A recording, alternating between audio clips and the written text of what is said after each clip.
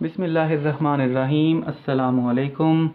Today we are going to start exercise number 5.4 और इस exercise का जो पहला क्वेश्चन है उसमें हमें दो सेट्स दिए गए हैं। पहला सेट है A और उस सेट के अंदर दो एलिमेंट्स हैं A एंड B, और जो हमें दूसरा सेट दिया गया है उस सेट का नाम है B और उसके भी अंदर दो एलिमेंट्स हैं, एक है C और दूसरा है D। और हमसे कहा गया है कि हम A क्रॉस B और B क्रॉस A फाइंड करें। ओके, तो सबसे पहले हम फाइंड करेंगे A क्रॉस B। तो A क्रॉस B फाइंड करने के लिए पहले हम A क्रॉस B लिखेंगे और उसके बाद हम A वाला सेट लिखेंगे। इक्वल लगाकर हमने पहले A वाला सेट लिख देना है, फिर क्रॉस है तो यहाँ पर हम क्रॉस लगा देंगे और उसके बाद हम B वाला सेट लिख देंगे। ये तो होगी एक सिंपल सी बात। अब अगली कहानी क्या है कि A क्रॉस B फाइंड कैसे करना है। तो जैसे हम आम मल्टीप्लिकेशन नंबर्स को करते हैं वैसे नहीं करना। तो ज़रा गौर से देख ले, काम ये बहुत सिंपल है, इसमें कोई लंबी चौड़ी आपको कैलकुलेशन नहीं करनी पड़ती, कोई लंबे चौड़े फार्मूलाए याद नहीं करने पड़ते, सिंपल सा वर्क है। करना ये है कि इस A को इन तमाम एलिमेंट्स के साथ अटैच करना है और उसके बाद इस B को इन तमाम एलिमेंट्स के साथ अटैच करना है, और तमाम की तमाम अटैचमेंट्स को हमने ऑर्डर्ड पेयर्स यानी ब्रैकेट्स में एनक्लोज कर देना है, और उसके बाद उन तमाम ब्रैकेट्स या ऑर्डर्ड पेयर्स को हमने एक सेट के अंदर बंद कर देना है। ओके जी, शुरू करते हैं। तो A को C के साथ यानी इस तरह से, उसके बाद इस A को D के साथ यानी इस तरह से। नहीं जी, A की सारी अटैचमेंट्स कंप्लीट हो गई। अब हम B को पकड़ेंगे और B को अटैच करेंगे C के साथ, एंड देन इसी B को हम अटैच कर देंगे D के साथ। तो लें जी, ये हमारे 1 2 3 4 ऑर्डर्ड पेयर्स बन गए। तमाम ऑर्डर्ड पेयर्स के दरमियान में हमने कॉमास लगाने हैं और फिर इस सब को हमने सेट के अंदर एनक्लोज कर देना है। तो ये हमारा A क्रॉस B का आंसर कंप्लीट हो गया, सॉल्यूशन कंप्लीट हो गया। फिर हमें इसी क्वेश्चन में कहा गया है कि B क्रॉस A फाइंड करें, तो उसके लिए हमने B क्रॉस A लिख लेना है, फिर इक्वल लगाना है। अब पहले B वाला सेट है तो हम यहाँ पर B वाला सेट लिख देंगे, उसके बाद क्रॉस लगाएंगे और फिर A वाला सेट लिख देंगे। ओके जी, मल्टीप्लिकेशन का तरीका वही रहेगा जो हमने अभी ऊपर परफॉर्म किया। तो पहले इस C को इन तमाम के साथ अटैच करेंगे अलग अलग ऑर्डर्ड पेयर्स में, और फिर इस D को इन तमाम के साथ अटैच करेंगे सिमिलरली अलग अलग पेयर्स में। तो सबसे पहले हम लिखते हैं जी C, A, फिर C, B। C की अटैचमेंट्स कंप्लीट हो गई। अब बारी है D की। तो D को पहले A के साथ जोड़ा और फिर उसी D को B के साथ जोड़ा, तो ये बन गया DB। ओके जी, ये हमारे ऑर्डर पेयर्स कंप्लीट हो गए, इसको सेट में एनक्लोज कर देंगे। तो ये हमारा B क्रॉस A का आंसर भी मुकम्मल हो गया। तो सिंपल सा काम था A क्रॉस B और B क्रॉस A फाइंड करना। ओके, इसका जो क्वेश्चन नंबर 2 है उसमें हमें दो सेट्स दिए गए हैं A एंड B। तो चलें उसको भी इधर ही शुरू करते हैं। तो जो पहला सेट है वो A है और A के अंदर जो एलिमेंट्स हैं वो हैं जी 0, 2 and 4। Then we have another set which is B and the elements in B are -1 and 3. And we are asked to calculate 4 things here: A cross B, B cross A cross A and B cross B. So first of all we'll find A cross B. Here we write A cross B is equal to set of A is 0, 2, 4. Then we apply here cross and then we write the set B which is -1, 3. Okay जी, यहाँ पर भी multiply का जाहिर सी बात है तरीका वही होगा। इस 0 को इन सब के साथ अटैच करेंगे, इस 2 को इन सब के साथ अटैच करेंगे और फिर इस 4 को इन सब के साथ अटैच करेंगे। यहाँ पर एक और चीज़ हम देखें, अगर तो इस सेट में 3 एलिमेंट्स हैं और इस सेट में 2 एलिमेंट्स हैं। तो जब इन तीनों को हम बारी बारी इन 2 के साथ मिलाएंगे तो हमारे 6 अटैचमेंट्स बनेंगी, 6 ऑर्डर्ड पेयर्स बनेंगे। ये क्वेश्चन भी है कि अगर आपके पास 2 सेट्स में इतने इतने एलिमेंट्स हों तो उनकी प्रोडक्ट में कितने एलिमेंट्स आ जाएंगे या कितने ऑर्डर्ड पेयर्स आ जाएंगे। तो उसका सिंपल मेथड ये होता है कि हम दोनों सेट्स के जो एलिमेंट्स की तादाद है उसको आपस में मल्टीप्लाई कर देते हैं और फ़ौरन से बता देते हैं कि जो इनका प्रोडक्ट वाला सेट आएगा उसमें इतने एलिमेंट्स बनेंगे। तो इसमें 3 हैं, इसमें 2 हैं, तो 3 ज़रब 2 6। तो लिहाजा अब जब हम A क्रॉस B कैलकुलेट करेंगे तो उसमें 6 एलिमेंट्स आएंगे, यानी 6 ऑर्डर्ड पेयर्स आ जाएंगे। ओके जी, 0 को -1 के साथ जोड़ेंगे, फिर 0 को 3 के साथ जोड़ेंगे। 0 की तमाम अटैचमेंट्स कंप्लीट हो गई। अब 2 की बारी है, तो 2 को पहले हम -1 के साथ जोड़ेंगे, फिर इस 2 को 3 के साथ जोड़ देंगे। 4 को -1 के साथ जोड़ेंगे एंड देन 4 को हम 3 के साथ जोड़ देंगे। तो ये देख लें, जैसा मैंने कहा था 6 एलिमेंट्स बनेंगे, 1 2 3 4 5 6। तो ये काम मुकम्मल हो गया, इसको हम सेट में एनक्लोज कर देंगे। तो ये हमारा A क्रॉस B का answer. Now we are moving towards B cross A। तो B क्रॉस A फाइंड करने के लिए हमने B क्रॉस A लिखा, फिर हम इक्वल लगाएंगे, पहले B का सेट लिखेंगे और B का सेट क्या है -1, 3, फिर हम क्रॉस का साइन लगाएंगे and then we write the set A with elements 0, 2 and 4। जी, B क्रॉस A। इस -1 को इन तमाम के साथ अटैच करेंगे, उसके बाद इस 3 को इन तमाम के साथ अटैच करेंगे, इसके साथ हमारा आंसर कंप्लीट हो जाएगा। तो सबसे पहला पेयर बनेगा -1 एंड 0, उसके बाद आ जाएगा -1 एंड 2 और फिर आ जाएगा -1 एंड 4, फिर आएगा 3 and 0 and then 3, 2 and finally 3, 4। Ordered pairs complete हो गए, तो यहाँ भी ब्रैकेट और यहाँ भी ब्रैकेट। ओके जी, कंप्लीट हो गया।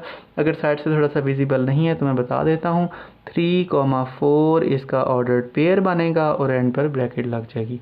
तो B क्रॉस A कंप्लीट हो गया। उसके बाद हम बात करेंगे A क्रॉस A की। तो A क्रॉस A, तो यहाँ पर पहले हम A का सेट लिखेंगे जो कि 0 2 4 है।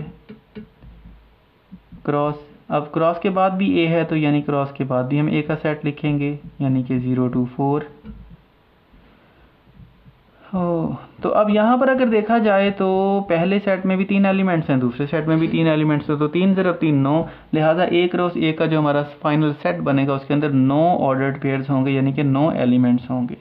तो शुरू करते हैं। अब 0 को हमने इन तमाम के साथ अटैच करना है अलग अलग ऑर्डर्ड पेयर में, 0, 0, 0, 2 एंड 0, 4। 3 ऑर्डर्ड पेयर्स बने, बाकी आगे 6 ऑर्डर्ड पेयर्स बनाने हैं, जगह मेरे पास कम है लिहाजा मैं इसको नीचे लिख रहा हूँ। तो अब 2 को इनके साथ अटैच करेंगे तो ये बन जाएगा 2, 0, देन 2, 2 और फिर 2, 4, यहाँ भी कॉमा लगाएं। अब 4 को इनके साथ अटैच करना है तो ये बन जाएगा 4, 0, 4, 2 और फिर 4, 4। तो यहाँ पर और यहाँ पर सेट क्लोज कर देंगे। तो ये पार्ट भी हो गया। ओके जी, इस क्वेश्चन का लास्ट पार्ट है जिसमें हमने फाइंड करना है B cross B। B cross B, तो पहले हम B का सेट लिखेंगे जो कि है -1 एंड 3, फिर क्रॉस लगाएंगे, क्रॉस के बाद फिर B का सेट आएगा जो कि है -1 3 अगेन। तो इनको मल्टीप्लाई करना है। अब आप आई थिंक समझ तो गए होंगे, लेकिन ठीक है सर, इसको हम पूरा करते हैं जी।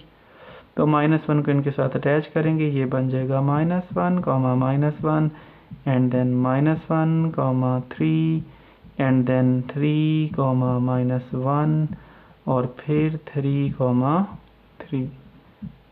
ओके जी, और ये हमारा क्वेश्चन नंबर 2 भी मुकम्मल हो गया। आप इसको नोट डाउन करें, उसके बाद हम मूव करेंगे अपने क्वेश्चन नंबर 3 की तरफ। और जो क्वेश्चन नंबर 3 है वो खासा इंपॉर्टेंट है, एक छोटा सा क्वेश्चन है और बोर्ड में अक्सर इसमें से एक आध पार्ट लाजमी पूछा जाता है। इसको आप नोट डाउन करें, उसके बाद हम फ़ौरन क्वेश्चन नंबर 3 को स्टार्ट करते हैं। ओके जी, क्वेश्चन नंबर 3 उसका फर्स्ट पार्ट है। फर्स्ट पार्ट में हमें 2 ऑर्डर्ड पेयर्स दिए गए हैं। तो जो पहला ऑर्डर्ड पेयर है वो है a-4 b-2 is equal to ordered pair having 2, 1। Okay जी, ये भी एक ऑर्डर्ड पेयर है और ये भी एक ऑर्डर्ड पेयर है। अब ऑर्डर्ड पेयर में आप एक चीज़ देखेंगे, कॉमा, और यहाँ भी है कॉमा। तो जो कॉमे से पहले वाला हिस्सा होता है वो होता है x का और कॉमे के बाद वाला होता है y का। बहरहाल हमने यहाँ पर सिर्फ इतना करना है कि जो कॉमे से पहले a-4 है उसको इधर जाकर कॉमे से पहले जो 2 है उसके इक्वल रख देना है। तो हम यहाँ पर लिख देंगे a-4 इज इक्वल टू 2, यानी कि इसको और इसको इक्वल करना है। यहाँ पर एक लाइन लगा लें। कॉमे के बाद इस ऑर्डर्ड पेयर में है b-2 और वहाँ पर है 1। मतलब सिंपल लैंग्वेज में कॉमे से पहले वाले को कॉमे से पहले वाले के इक्वल और कॉमे से बाद वाले को कॉमे से बाद वाले की इक्वल लिख देना है। अब a की वैल्यू फाइंड करनी है। इस -4 को दूसरी साइड पर शिफ्ट कर देंगे। यहाँ पर ये 4 माइनस हो रहा है, वहाँ जाकर ये प्लस यानी ऐड हो जाएगा, तो a की वैल्यू 6 आ जाएगी। कहानी ख़त्म। इसी तरह यहाँ पर b-2 इज़ 1 है, तो इस -2 को ज़रा उस साइड पर शिफ्ट कर दें। यहाँ पर ये माइनस है, वहाँ जाकर प्लस हो जाएगा और b की वैल्यू आ जाएगी 3। चलो जी, कहानी ख़त्म हो गई। इतनी सी बात थी, छोटा सा ये क्वेश्चन था। ओके जी, नेक्स्ट पार्ट की तरफ चलें जो कि है 2a + 5, 3। Next part 2a + 5, 3 is equal to 7, b-4, 7, b-4।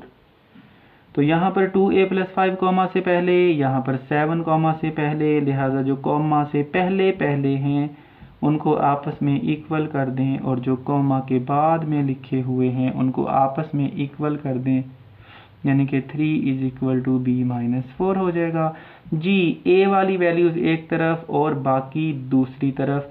तो 5 यहाँ पर ऐड हो रहा था, जब उस तरफ जाएगा तो सब्ट्रैक्ट हो जाएगा, 7 - 5 हो जाएगा।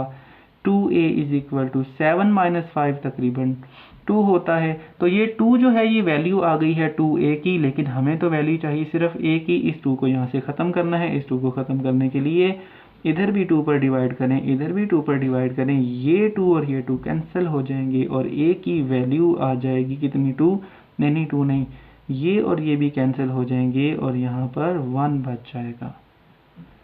नहीं जी, a की वैल्यू 1 आ गई। अब इस तरफ अगर चलें तो सिर्फ क्या करना है, b वाली वैल्यूज एक तरफ और b के बगैर वाली इस तरफ।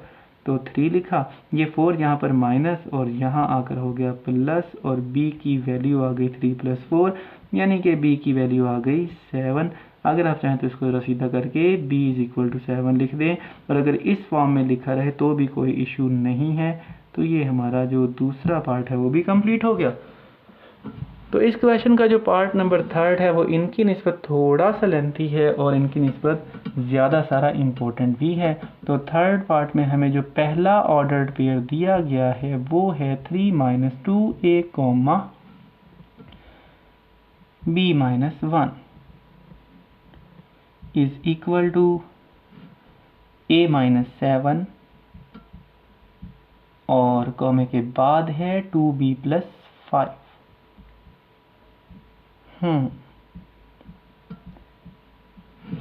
तो कॉमे से पहले वाला इज इक्वल टू कॉमे से पहले वाला, यानी कि 3 - 2a is equal to a-7। यहाँ पर आपने खुद से एक लाइन लगा लेनी है और कॉमे के बाद है b-1, दूसरे पेयर में कॉमे के बाद है 2b + 5। ओके जी, a वाली वैल्यूज़ एक तरफ और बाकी दूसरी तरफ। मैं क्या चाह रहा हूँ, मैं इस बार इस -2a को इक्वल के उस तरफ शिफ्ट करूँगा, ये प्लस का 2a हो जाएगा और -7 को जब इधर लेके आऊँगा तो ये प्लस का 7 हो जाएगा। तो लिहाजा हम इसको लिखेंगे 3 + 7 is equal to a plus 2a। 3 plus 7 कितना है जी? आई थिंक 10 हो गया। और a प्लस 2a कितना, यानी 1a प्लस 2a कितना है जी? आई थिंक ये 3a बन गया। अब ये 10 आ गई है 3a की वैल्यू, हमें सिर्फ a की वैल्यू चाहिए, 3 यहाँ पर नहीं चाहिए, तो दोनों साइड्स पर हम 3 पर डिवाइड कर देंगे। ये 3 और ये 3 कैंसिल हो जाएगा और फाइनली a की वैल्यू आ जाएगी 10/3। तो चलते हैं जी दूसरी साइड पर। तो यहाँ भी हमने कुछ ऐसा ही करना है, b वाली वैल्यूज़ को एक तरफ और बाकी वैल्यूज़ को दूसरी तरफ। तो ये हो जाएगा b minus 2b is equal to 5 plus 1 जी। 1b minus 2b minus 1b यानी कि माइनस b, और ये 6 हो गया। तो अब हमें वैल्यू फाइंड करनी थी b की, ये वैल्यू आ गई है माइनस b की। तो इस माइनस को कैसे ख़त्म करें? दोनों तरफ -1 से मल्टीप्लाई कर दें, अगर नहीं करना तो डायरेक्ट ही साइन चेंज कर दें। तो b की वैल्यू आ जाएगी -6। ओके, तो ये जो क्वेश्चन है यानी कि थर्ड पार्ट जो है क्वेश्चन नंबर 3 का, ये पहले 2 की निस्बत ज़्यादा इम्पोर्टेंट समझा जाता है बोर्ड के पेपर्स में और आपके स्कूल वगैरह के टेस्ट में भी। ठीक हो गया जी। तो ये नहीं इसका आंसर। ओके जी, अक्सर आपने सुना होगा कि फ़लाँ शख्स तो जी उल्टे उल्टे काम करता है जी, उल्टे काम, पुट्ठे काम। तो हमारा जो अब क्वेश्चन नंबर 4 है उसमें भी एक अदद पुट्ठा काम है, यानी उल्टा काम है। पुट्ठा काम है क्या? चले मैं साथ साथ लिखते लिखते आपको बताता जाता हूँ जी। ये उन्होंने हमें दिया है जी x क्रॉस y, और इसका हमें सेट दिया गया है a यानी कि इस तरह। ये आप अपनी बुक से देख ही लेंगे जी। a फिर है जी b and then we have c and at the end we have d। तो जनाब ये हमें एक सेट दिया गया है जो कि क्या है, x क्रॉस y का आंसर है, यानी कि 2 सेट्स को मल्टीप्लाई करके ये आंसर आया है। वो हमसे कहते हैं कि हमें बताओ कि x और y क्या क्या थे। पुट्ठा काम मैंने इसलिए कहा था कि नॉर्मली ये होता है, बल्कि हमेशा ही ऐसा होता है कि हमें सेट्स दिए जाते हैं और कहा जाता है कि इनको आपस में मल्टीप्लाई कर दें। लेकिन इसमें क्या हुआ कि इसमें उन्होंने सेट्स को पकड़ के मल्टीप्लाई करके हमें दे दिया और ये कहा कि सेट हमें बताएं। ठीक है जी। तो सीधा काम क्या था, सेट्स हमें देते, मल्टीप्लाई हम करते। अब उन्होंने कहा जी मल्टीप्लाई हमने कर दिया, सेट्स आपने देने हैं। तो सिंपल सी बात है, जब इस तरह की सिचुएशन आ जाए कि मल्टीप्लाई करके आपको बता दिया जाए और आपसे सेट्स पूछा जाए, तो आपने क्या करना है, पहला सेट लिखना है और यहाँ तमाम ऑर्डर्ड पेयर्स में जो पहला एलिमेंट है, तमाम ऑर्डर्ड पेयर्स में जो पहला एलिमेंट है वो आ जाएगा आपके पहले सेट में, यानी कि A B C D। कौन से A B C D? पहले A B C D जिन पर मैंने टिक लगाया है। और फिर हम अपने दूसरे सेट का नाम लिखेंगे। तो इसी प्रोडक्ट वाले सेट में जितने भी ऑर्डर्ड पेयर्स हैं उन तमाम ऑर्डर्ड पेयर्स का जो सेकंड एलिमेंट होगा वो हमारा बन जाएगा दूसरा सेट। तो सेकंड एलिमेंट क्या है जी? A है और A है। ये देखें जी, A। तो ये हमने लिख दिया, तो ये हमारा दूसरा सेट आ गया। लेकिन यहाँ पर एक प्रॉब्लम हो गई है कि सेट के अंदर कोई भी एलिमेंट एक से ज़्यादा बार नहीं आ सकता। तो हमने तो यहाँ 4 बार लिख दिया। तो बात तो ठीक है, लेकिन सेट के पॉइंट ऑफ व्यू से गलत है। तो इसमें कोई इतनी मसले की बात नहीं है। हमने क्या करना है कि सारे ए ही रिपीट हो रहे हैं, तो हमने जस्ट ए को एक बार लिख देना है और बाकी एस को लिखने की ज़रूरत नहीं है। तो ये हमारा जनाब दूसरा सेट आ गया। तो x क्रॉस y हमें गिवन था, x और y हमने फाइंड करना था। मैंने आपको तरीका बता दिया, फाइंड भी कर दिया। उम्मीद है आपको ये बात समझ आ गई होगी। इसको नोट डाउन करें, इसके बाद हम मूव करेंगे अपनी एक्सरसाइज नंबर 5.4 के, यानी इसी एक्सरसाइज के क्वेश्चन नंबर 5 की तरफ। ओके जी, क्वेश्चन नंबर 5 भी काफ़ी आसान है, कोई इसमें मुश्किल काम नहीं है। क्या है जी, इसमें हमें एक सेट दिया गया है x के एलिमेंट्स हैं जी A, B और C। ठीक हो गया जी, लिखे गए। फिर हमें दूसरा सेट दिया गया है y। और y के एलिमेंट्स हमें बताए गए हैं d और e। ठीक, अब हमसे पूछा ये गया है कि आपने ये बताना है कि अगर हम x क्रॉस y फाइंड करें, अगर हम y क्रॉस x फाइंड करें, अगर हम x क्रॉस x फाइंड करें तो उनमें कितने कितने एलिमेंट्स होंगे। तो याद रहे कि यहाँ हमने x क्रॉस y वगैरह फाइंड नहीं करना, फाइंड किए बगैर बताना है कि अगर हम फाइंड करते तो उनमें कितने कितने एलिमेंट्स आते। तो सबसे पहले हम यहाँ पर इसका फर्स्ट पार्ट लिखेंगे जो हमसे पूछा गया है जी number of elements in x cross y कितने हैं। ठीक, तो मैंने पहले भी इसका आपको बता दिया था, लेकिन अब डिटेल में लिखकर आपको बता रहा हूँ जी। तो हमने फाइंड करना है कि x क्रॉस y में एलिमेंट्स की तादाद। तो सबसे पहले हम लिखेंगे number of elements in x, number of elements in x, यानी x के अंदर कितने एलिमेंट्स हैं जी, कितने एलिमेंट, 1 2 3, 3 एलिमेंट्स हैं जी, लिख दिए। फिर हम इसी तरह लिखेंगे number of elements in set y, y में कितने एलिमेंट्स हैं, d और e, 2 एलिमेंट्स हैं। उसके बाद हम लिखेंगे number of elements in x cross y, यानी कि जो हमारा क्वेश्चन हमसे पूछा गया था वो लिखेंगे।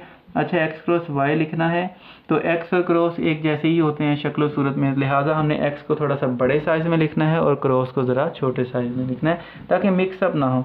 ओके जी, x क्रॉस y है तो सबसे पहले हम यहाँ पर x के एलिमेंट्स लिखेंगे, फिर मल्टीप्लाई लगाएंगे, फिर y के एलिमेंट्स लिखेंगे और ये कितना आ जाएगा, 6 आ जाएगा जी। तो यहाँ पर हमने x क्रॉस y फाइंड करने नहीं बैठ जाना, बल्कि सिर्फ उनके एलिमेंट्स को आपस में, बल्कि उनके एलिमेंट्स की तादाद को आपस में मल्टीप्लाई करना है और काम ख़त्म। ओके जी, फिर हमसे पूछता है सेकंड पार्ट में कि y क्रॉस x में कितने एलिमेंट्स होंगे। ये आपने नोट कर ही लिया होगा, y क्रॉस x की बात है तो हम यहाँ पर क्वेश्चन ज़रा थोड़ा सा चेंज कर रहे हैं। तो यहाँ पर हमने y क्रॉस x लिख दिया और उसी तरह number of elements in y या नंबर ऑफ, इससे कोई फ़र्क नहीं पड़ता पहले आप x के लिखते हैं या पहले y के लिखते हैं। तो number of elements in x 3 हैं जी और number of elements in y 2 हैं। तो number of elements in y cross x find करना है। तो यहाँ भी हमने इसी तरह y क्रॉस x लिख दिया। तो यहाँ पर y के पहले लिखते हैं, x के बाद में लिखते हैं, या जैसे लिखा है वैसे भी ठीक है।